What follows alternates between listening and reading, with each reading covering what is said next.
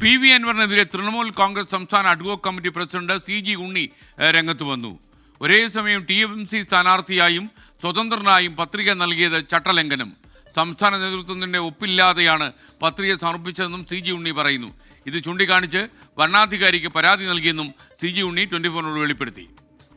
കോൺഗ്രസിനെ അപഹാസ്യനാക്കുന്ന രീതിയിലാണ് PV അൻവർ അവിടെ ഒരേ സമയം സ്വതന്ത്രനായിട്ടും തൃണമൂലിൻ്റെ സ്ഥാനാർത്ഥിയായിട്ടും നോമിനേഷൻ കൊടുത്ത് ഒപ്പം നിന്ന് അണികളെയും വിഡ്ഢികളാക്കി പാർട്ടിയെയും വിഡ്ഢിയാക്കി അൻവർ സ്വന്തം തേർവാഴ്ച നടത്തുകയാണ്. അൻവറിൻ്റെ തറവാട്ട് സ്വത്തല്ല തൃണമൂൽ കോൺഗ്രസ്. ഞങ്ങൾ അൻവർ ഒരേ സമയം നോമിനേഷൻ കൊടുക്കുന്നത് പാർട്ടി സ്ഥാനാർത്ഥിയായിട്ടും അതോടൊപ്പം സ്വതന്ത്രനായിട്ടും.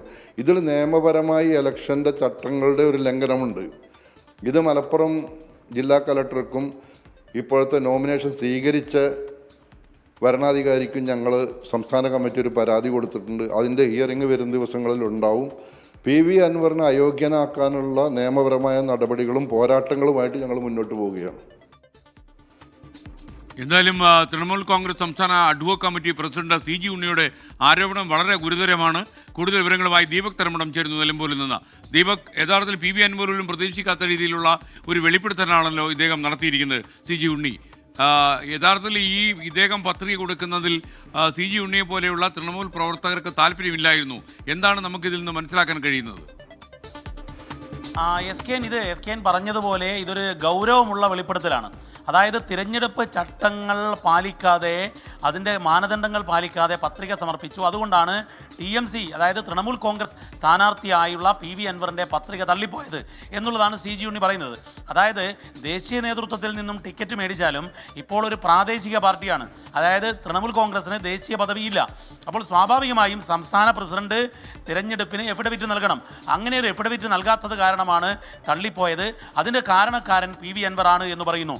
മറ്റൊരു വളരെ ഗൗരവകരമായ ഒരു ആരോപണമാണ്, ഒരു കാര്യമാണ് വെളിപ്പെടുത്തുന്നത്. ഒരേ സമയത്ത് എങ്ങനെയാണ് സ്വതന്ത്ര സ്ഥാനാർത്ഥിയായിട്ടും ഒപ്പം തന്നെ തൃണമൂൽ കോൺഗ്രസ് സ്ഥാനാർത്ഥിയായിട്ടും ഒരേ ഇടത്തു പത്രിക നൽകുക? അത് തിരഞ്ഞെടുപ്പ് ചട്ടത്തിൻ്റെ ലംഘനമാണ് എന്ന് കാണിച്ചുകൊണ്ട് തൃണമൂൽ കോൺഗ്രസിൻ്റെ അഡ്വോക് കമ്മിറ്റി തന്നെ, സംസ്ഥാന കമ്മിറ്റി തന്നെ ഒരു പരാതി നൽകിയിരിക്കുന്നു എന്നുള്ള വെളിപ്പെടുത്തലാണ് വന്നിരിക്കുന്നത്. അതായത് TMCക്ക് നേരത്തെ തന്നെ കേരളത്തിൽ ഘടകമുണ്ട്. ആ ഘടകം ഉള്ള സമയത്താണ് ഇദ്ദേഹത്തെ കോർഡിനേറ്ററായി തീരുമാനിക്കുന്നത്. അപ്പോൾ ഈ സംസ്ഥാന കമ്മിറ്റിയോട് ഒന്നും പറയാതെ പത്രിക പൂരിപ്പിക്കുമ്പോൾ AB ഫോമുകളുടെ ഫില്ലിംഗ് പോലും ഇവരെ കൊണ്ട് ചെയ്യിക്കാതെ, ഒപ്പിടിപ്പിക്കാതെ പത്രിക നൽകി. അതിൻ്റെ തിരിച്ചടിയായാണ് ആ പത്രിക തള്ളിപ്പോയത്.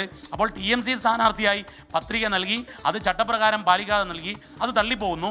അതേ സമയത്ത് അദ്ദേഹം സ്വതന്ത്ര സ്ഥാനാർത്ഥിയായി മറ്റൊരു പത്രിക നൽകുന്നു, അതിൽ സ്വതന്ത്ര സ്ഥാനാർത്ഥിയായി വരുന്നു. ഇത് ചട്ടലംഘനമാണ് എന്ന് ചൂണ്ടിക്കാണിച്ചുകൊണ്ടാണ് ഇപ്പോൾ TMC രംഗത്ത് വന്നിരിക്കുന്നത്. ഏതായാലും ഇത് പുതിയൊരു പ്രതിസന്ധി, പുതിയൊരു വിവാദം നിലമ്പൂർ ഉപതെരഞ്ഞെടുപ്പിൽ രൂപപ്പെടുന്നതാണ് എന്ന് ഉറപ്പാണ്. Okay, thank you. ദീപക് തർമ്മടമാണ് വിവരങ്ങൾ നൽകിയത്. തൃണമൂൽ അഡ്വോക് കമ്മിറ്റി സംസ്ഥാന പ്രസിഡന്റാണ് ഇത്തരം ഒരു ആരോപണവുമായി രംഗത്ത് വന്നിരിക്കുന്നത്.